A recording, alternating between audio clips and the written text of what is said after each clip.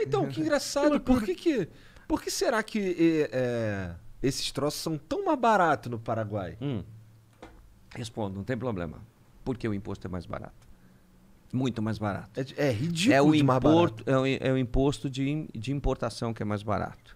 Né? Por que isso lá atrás foi modificado no Brasil? Porque o Brasil começou a deixar de industrializar. Então veio uma lei, né, que hoje já não existe, é uma lei para garantir, né, que no mercado de informática o Brasil começasse a produzir, né? Uma reserva. Funcionou? Então, mais ou menos.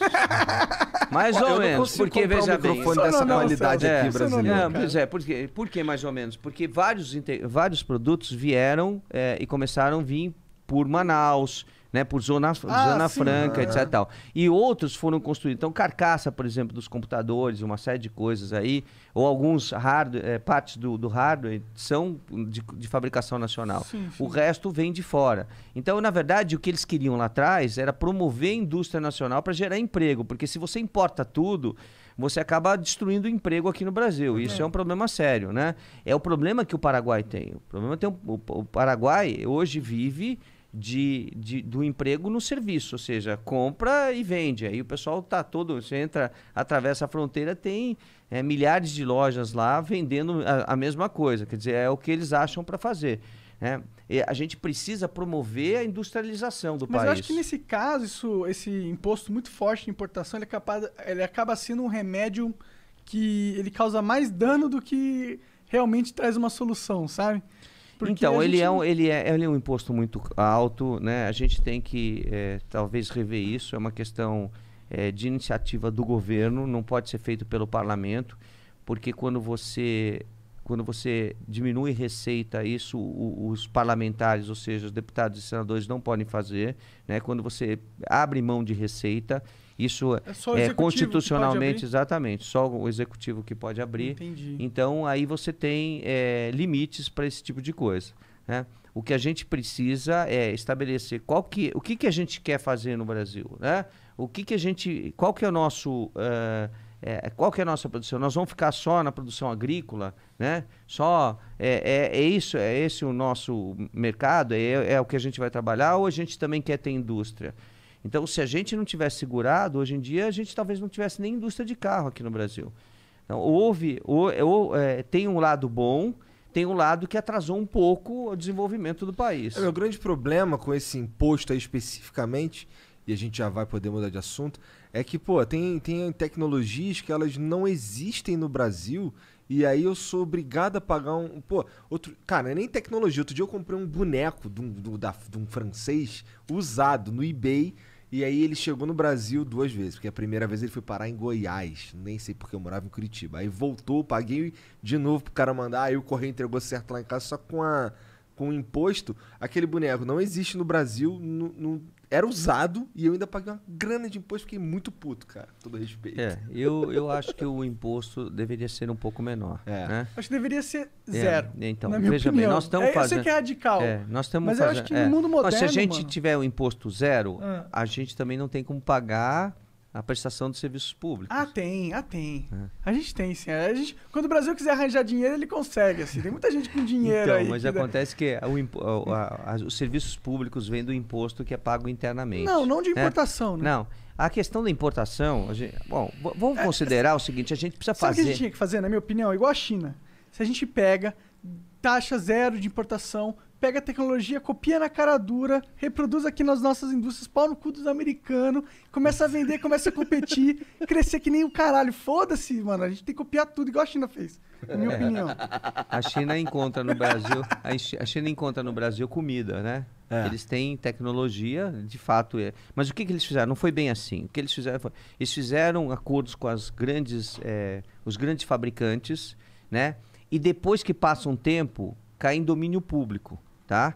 Então eles podem fabricar. Então você pega, por exemplo, o carro Lifan, que é um carro chinês, né? Andou por aqui, depois saiu, voltou de novo, etc. Um carro chinês. A tecnologia de motor da Lifan é da Toyota. Mas é o motor da Toyota que já foi há 20 anos atrás, entendeu? Mas é a tecnologia. Porque aí eles aproveitam. Aí eles pegam essa tecnologia e desenvolvem essa tecnologia. O que eles vêm fazendo ao longo dos anos é exatamente isso. Eles estão se aproveitando, né? Como eles têm muita gente, a mão de obra lá é muito barata, eles estão Mas será se que não há um especializando... respeito a patentes lá? Então...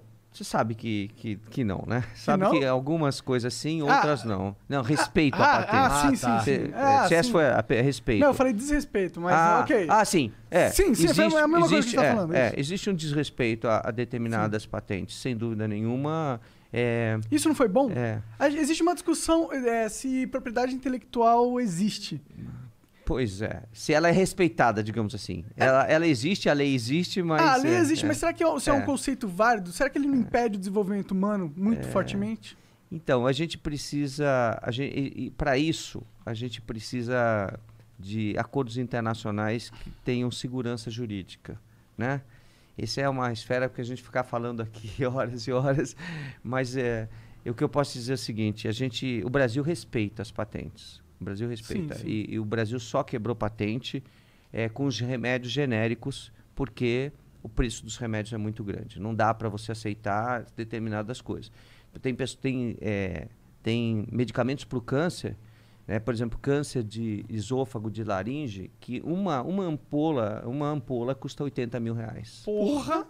Entendeu? Então, uma pessoa que tem que tomar 3 ampolas para poder curar um câncer, está pagando um absurdo. Existe um genérico desse? Não. Não, desse não existe. Nossa. Mas quando a gente quebrou as patentes, né, depois de muitos anos, foi para garantir que a população tivesse preços mais justos em relação ao remédio. Agora, a gente tem muito que fazer ainda em relação a isso, viu? Eu não sei, por mais que a gente vai conversando nesse assunto, me parece que realmente esse negócio de patente... Por mais que pareça ser legal a gente proteger o trabalho intelectual que todo mundo teve, mas se tá custando vida, mano, não sei se a gente tem que proteger esse trabalho intelectual mesmo. Às vezes tem que pensar. A China não teria sido tão desenvolvida se ela tivesse respeitado as patentes americanas. Ela não teria desenvolvido tanto. E o tanto de gente que saiu da merda, saiu da pobreza, saiu da miséria e agora estão aí criando novas coisas para a humanidade. Será que a gente tem que respeitar essas paradas? Então, por exemplo, tem uma doença que é a AME, né?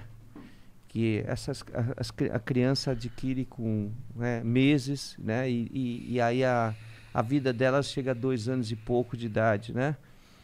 A AME pega aí para mim, por favor. A atrofia da medula espinhal. Da medula espinhal, né? Chama-se AME. Sabe quanto custa o medicamento? Quanto tá esse novo que a gente viu essa semana, que a gente vive brigando por isso? 12 milhões. Oi? Porra! 12 milhões de reais. O que tem nesse remédio? Titânio misturado com diamante? Então, pois é. Não, é muito mais que isso, porque nem diamante custa esse preço.